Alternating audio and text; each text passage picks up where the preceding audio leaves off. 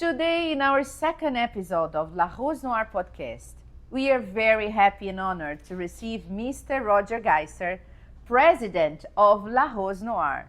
Welcome, Mr. Geiser. Thank you very much, All Deborah. right. Welcome. Yes, so we want to know, how did you start La Rose Noire? How La Rose Noire started for you?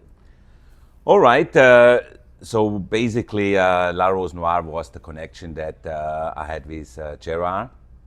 At that time, Gerard was a customer of Kolb in Hong Kong. Kolb is a company who produces and supplies bakery equipment. So he was a customer buying equipment from us, and then at one stage we got to know each other better, and we started to talk about business possibilities, not only in Hong Kong but overseas. So we talked about China, about opportunities, and basically we agreed together that we do with our partners a 50-50 investment in China. And basically we went there, looked for facilities, and agreed to build a lovely bakery there. That's basically how we got to know each other in Hong Kong. I see. Two Swiss men doing business in Hong Kong. At that time we did business in Hong Kong, yes, and Hong Kong is a great market, but kind of limited because it's 7-8 million inhabitants there, and we just wanted to explore globally the world. And we knew we need something bigger, a big factory where we can produce for China and the world. And that's why we set a target on China, South China, that we are able from Hong Kong to control it, to hire the team there and export. Right. So how did you end up in Hong Kong? I came, I was working with Kolb in Switzerland from age 20 up to the time I left, basically, to Hong Kong. I studied in Switzerland until age of 15. Then I started my apprenticeship as a baker, confectioner, and then later studied in the bakery industry. And since then, I never changed the spectrum here. So not many people know that you have a bakery background. Really? Really? So what do they think? This businessman with a bakery background. So why did you choose bakery at that time? I just went to different jobs to make some research. I was looking whether I should be a mechanic because I love motocross and dirt bike racing and everything. And then I went in a kitchen to have a look, and I went to a bakery, all in the vicinity of where I grew up. And I loved baking and pastry and chocolate, and I decided to do that apprenticeship. Great. So can you let us know more about the idea you had in mind when you started La Rose Noire with Mr. Dubois? Yeah, the idea was basically just to produce very high quality products, and still in an artisanal way, basically not just to have machinery to produce all these pastries, but to really have this fine-tuned touch, like someone really can do it at home without really cutting labor cost. And then we want to go globally. We wanted to, of course, explore the Chinese market, but we definitely wanted to export. That was the basic idea. All right. And what is your best and worst memory of when you started La Rose Noire in China? Okay, we had a really huge challenges in the beginning. We started in 2004. We hired our first 100 people to start running the factory, and we focused on the Chinese market. And the challenge was that we started first with retail, and retail was really challenging. The prices super low. They wanted ingredients that we didn't really want to use, but to enter the market, we needed to make some compromises. So we really had challenges to make a bottom line, basically to make money for a long time. And it was a tough time. So that's the worst memory. The beginning was really the worst. Later, when we gradually came out of it, we found our path, and we were starting gradually to export overseas, then it really gradually took off. I'm saying it took us really 1 or 2 years to really get a foothold and to learn which position is the best for us. But then when it started, then it really moved on nicely. And the best memory of that time? The best memory, I think, was when we got our first big distributor in China who really accepted us as a high quality producer. Then we had supply to Beijing Olympics. That was confirmed 2006-07 because Olympics was in 2008. And then we basically were the approved almost sole supplier to Starbucks because they were really into quality and SOPs and a perfect setup in the factory. So we were proud that they chose us, and we had great relationship with them. Great. So how has La Rose Noire changed ever since you started? Did you expect this change? Well, it changed a lot.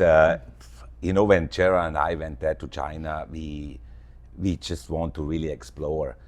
We went there to China when basically the government said that foreigners are allowed to have a WOFE, a wholly foreign-owned enterprise. And then we went in there. Many told us in Hong Kong, don't do it. You go to China as foreigners, this will be so difficult and you will lose everything. And we invested quite a substantial amount with our partners, and it was difficult to start. But we had really this aim, this idea. You need to imagine we had no customers. We just built this beautiful factory there with beautiful processes, and we did everything Swiss cuckoo clock, perfect. But we had no customers. So basically we made great products. We started sampling. We brought our presentation to the customers. So it was really a big challenge in the beginning. And we thought maybe we will have a foot in China and start a little bit export. But then it really, a movement came, and instead of our planned 200-300 staff, we had very quickly, after a few years, over 1,000 staff. And then, of course, we were lucky to find good managers, and they helped us to move the company forward. So yeah, there was big changes. I know, it's not easy to do business in China, right? And it's definitely not easy, yeah. And at that time, even more difficult, I believe. Definitely. For us, it was good that we had a little bit experience in China because we sold already before a bit in China, and we had in Hong Kong some very good support. Not only with the language, because Gerard and me, we don't speak Mandarin, but because they were able and supported us in hiring the right team, the right managers, supervisors, team leaders. So gradually we got a very good foundation, and then we just moved on. Great. So let us know a little bit more about you as a person behind the professional life. Who are you, Mr. Geisser? As I said, I'm just a simple baker, No. Actually, I think in general, of course, bakery was a passion, and I did the apprenticeship for that. But in general, I like to do business. I like to deal with people, to manage people, but at the same time, have fun doing it. And I think that helped us with the business in China and here now in the Philippines, and the business we have in Hong Kong and overseas. It's just to work in something that you like, and be surrounded by great people, employees, colleagues, partners, and have fun doing it. And I hope I still stood grounded, I believe so. For me, important is really that we have a great friendship, great relationship, and can make money at the same time, We can see that you have a lot of fun while working. That's nice to see. That should be the case, yeah. So, Mr. Geisser, what's your favorite childhood memory? What childhood for us was great. We had so many kids around our area, neighborhood. Families there grew up like in a compound, basically, and many single homes there. And every family had 2-3 kids, so we grouped together, we do things outdoors. we played all days, walk in the mountains, being in the forest. So it was really just a huge playground all the time, and a lot of great friends there, you know. So really a safe upbringing, very cozy, you know. I can see you, I can picture you as a kid, very energetic, running around, doing some business, even as a young kid. Yeah, making everyone crazy, you know. Right, and who was your biggest mentor or like a positive influence for your life? Well, I think it was the parents, you know. The parents. My daddy was working very hard. I mean, you see that as a child, coming in late, going up early, being very busy, also with all the clubs and everything he was engaged with. And then, of course, mommy at home, not only taking care of us, but doing additional work at home to make extra income. It's really good to see just day by day how hard they work to make things happen. And that's definitely mentoring you. Maybe you don't realize it when you're young, but you just see it every day, you adapt it, and then you kind of get the same drive. Right. And today you have kids also, Yes, right? correct. So what is the one thing you want to make sure your kids will learn from you? Well, I hope they see similar things, positive, you know. For the kids, we are of course able to send them to very good schools. They have a very proper education. All the kids are overseas studying. I hope that they are hungry or have the drive to leave some mark in this world as well, you know, to achieve something, to do something that they really like, and then really to put some energy inside to make things happen. I hope they are passionate and driven about that, you know. Same as you. Maybe even more, you know. Maybe even more. Maybe same as your wife. How did you meet your wife? I met my wife in Hong Kong, Right. in the shopping center, you know. So How was it? Tell us. yeah, it was great. Tell you us know. the story. Yeah. No, I was in a shopping center in Hong Kong, and in a lovely, famous store, you know, and we met in there. We had a quick chat, and then we went for a coffee the same afternoon, and then we started dating, and yeah, and since together happy, you know. Right. And is she a good role model for your kids? Yeah, definitely she is. You know, she's very caring about maybe sometimes even too much for the kids.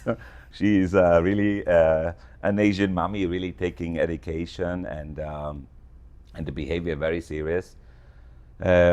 She's a very good role model and taking very good care of the family. You know, so Right. yeah. That's good. Mr. Geiser, if you had a motto in your life, what that would be? And never give up, keep moving. No, the motto is, I believe, you know, every business person and even just any regular person has challenges all the time.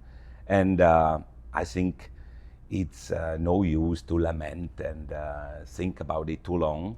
When things happen, okay, you assess it, but then you need to set targets. You need to keep moving, and there is always another day, a light at the end of the tunnel, and you can overcome any difficult situation, you know. So you just got to keep moving, you know. Keep moving, never give up. So, Mr. Geiser, what is your biggest failure in life? And how did you learn from that? Yeah, a lot of failures, but failures, you know, of course, if you move a lot of things, you make mistakes, and I make plenty of mistakes. But Do you remember one specifically to tell us?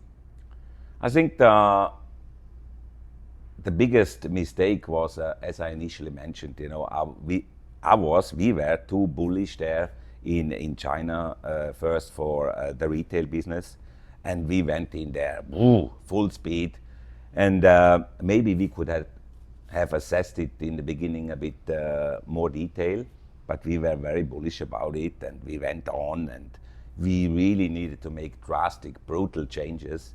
So it was definitely a failure. We lost millions. We lost a lot of money. And then, of course, what you learn from it is maybe study the things a bit deeper and learn a bit more before you take action.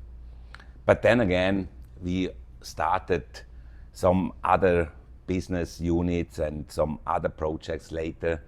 Very simply, you cannot assess all the risk. You just gotta have a good gut feeling. You gotta sometimes risk a bit and then keep moving. As I initially said, we all have failures and we make mistakes again, but then it's just about keep moving and keep going, you know. Busy man. Yeah, it looks like suspected spam. All right. And your biggest accomplishment in life? What do you remember? One specific situation, occasion? Well, the birth of the 3 babies, you know. Really? Yeah, of course, you know. How old are them now? The eldest daughter is 24. Then we have Deborah, 18, and Robin is 17. So, of course, giving birth to my wife, to the kids, and seeing them, and then now growing up, wow.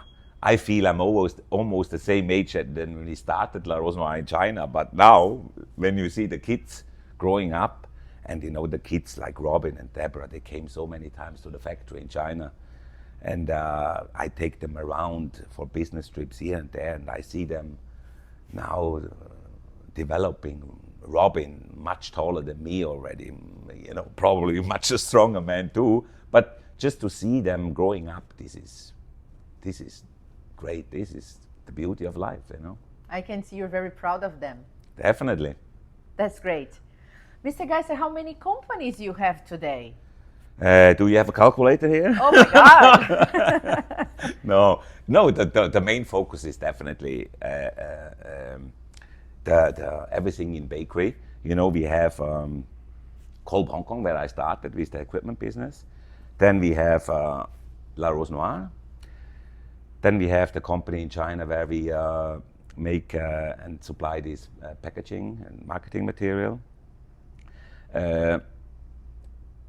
Here in the Philippines, we started a kind of property arm also. We build houses, we buy land, sell land. We have La Grande Résidence, the condo hotel there, and which we are still further developing.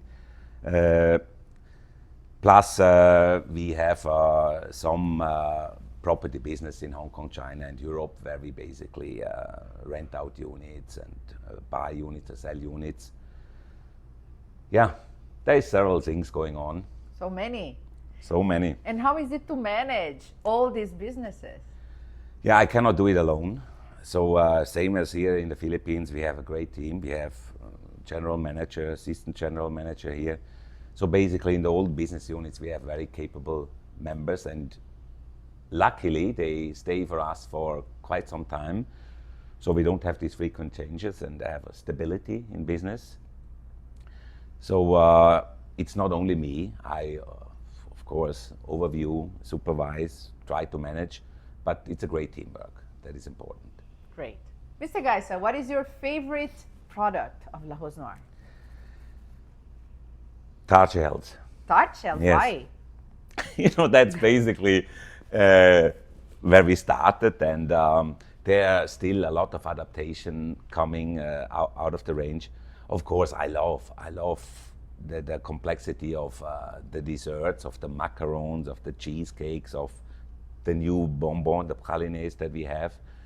But tart shell is where we started, and still today, when I walk through the factory and I see these 1,000 staff, the bakers in there making the tart shells by hand, very complex, very speedy. The molding itself, the baking, the coating and the packaging, everything is like clockwork, running very well. It's a great product that we have. And now the world is asking for vegan, for gluten-free, for this, for that, for other flavors. So I think overall it's a great product. You know? Right. And what makes you very proud of being La Rose Noire nowadays? One thing is definitely the entire product range that we have. We stick always to really top ingredients, top quality. And worldwide, we have a fantastic team of distributors that are really not only distributors, they are today like friends. You know, we deal with them for so many years. We have a great relationship with them. We talk to them weekly, monthly. We meet them. Just today again, we have many arriving from overseas, and they are celebrating Christmas with us here. We will have visits to the charity activities that we do here. We will have a boat trip on Sunday. So it's all more than just a business. It's really a whole package that makes being with La Rose Noire so nice. That's great. Okay, so let's reflect a bit. If you would stop all your businesses today, what would you do instead? If you were not doing what you do today, what would you be doing? I will definitely have more time with my wife, travel around the world, see more things.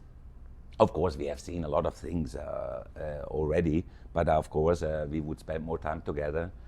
And I believe this kind of business mind doesn't stop. Wherever you go, you still see something, you do this. So if this business is gone, I'm sure there will be something else coming, because this is somehow in you. It's not something that you learn and then that you can stop at one certain day. No, I think because it's fun doing it, you just keep going with it, whether it's small or big, but you will still have the feel for it, you know. Right. So in your opinion, what will the future bring to you, to La Rose Noire, and to the world? I probably cannot answer that question, but I look at it bright. Of course, there are sometimes signs like you see with the wars happen all around the world and the difficulties. But I think we need to think positive. As I said, there is always light at the end of the tunnel. And I think if we wake up every morning and say, hey, we go, let's be happy with what we have. We have the health, we have a family, we can do basically whatever we want.